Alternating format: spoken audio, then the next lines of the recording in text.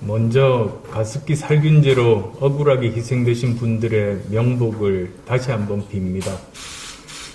자기 목숨보다 소중한 가족을 잃은 슬픔에도 불구하고 이런 어처구니 없는 사건이 재발하지 않도록 헌신하고 계신 피해자와 가족분들께도 위로와 존경의 말씀을 올립니다. 여러분들의 목소리를 정책화하기 위해 간담회를 개최해 주신 권은희 원내대표님께도 감사드립니다.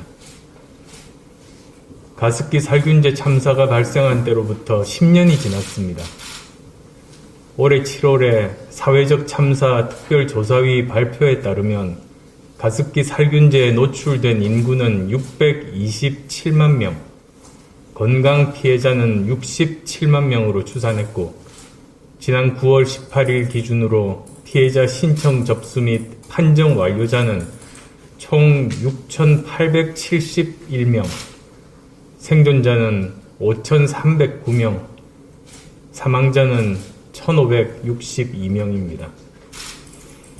이러한 참상 앞에서 국가의 존재 이유에 대해서 다시 생각해 보게 됩니다.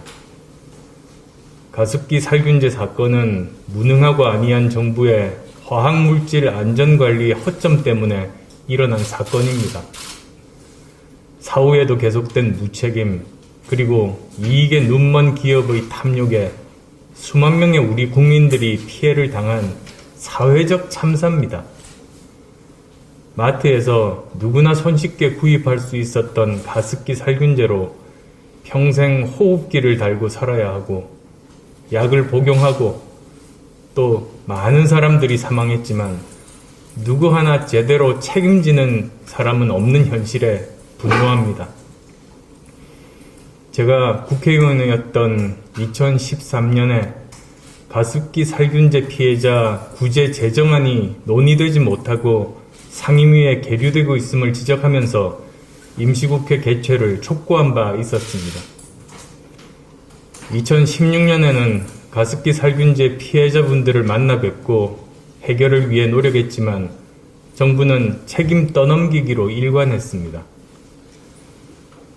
2020년 1월 언론에 관심이 집중된 귀국 기자회견에서 또다시 가습기 살균제 문제를 언급했지만 아직도 제대로 해결되지 않고 있습니다. 진상조사, 책임자 처벌, 피해 보상, 재발 방지 대책 어느 것 하나 상식선에서 이루어지지 않았습니다. 총체적 부실과 무능으로 국민의 고통과 희생만 더해가고 있습니다. 저도 정치인의 한 사람으로서 책임을 통감합니다. 지난 7월에는 정부가 가습기 살균제 피해자 구제를 위한 특별법 시행령을 예고하고 9월에 의결했습니다. 그런데 정작 당사자인 피해자분들의 의견이 반영되지 않았습니다. 사회적 참사 특별조사위원회도 입법 예고안, 재입법 예고안 모두 우려를 표명할 정도였습니다. 권은희 원내대표께서 지난 국정감사에서 가습기 살균제 사건 관련하여 정부 관계자로부터 처음으로 사과를 받아냈습니다.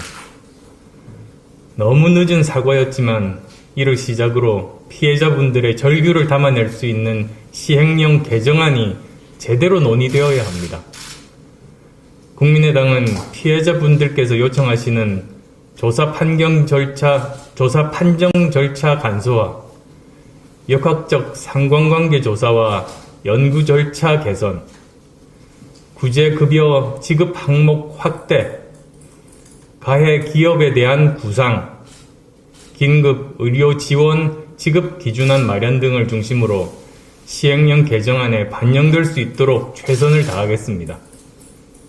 철저한 진상규명과 책임자를 일벌백계 할 수 있도록 노력하겠습니다.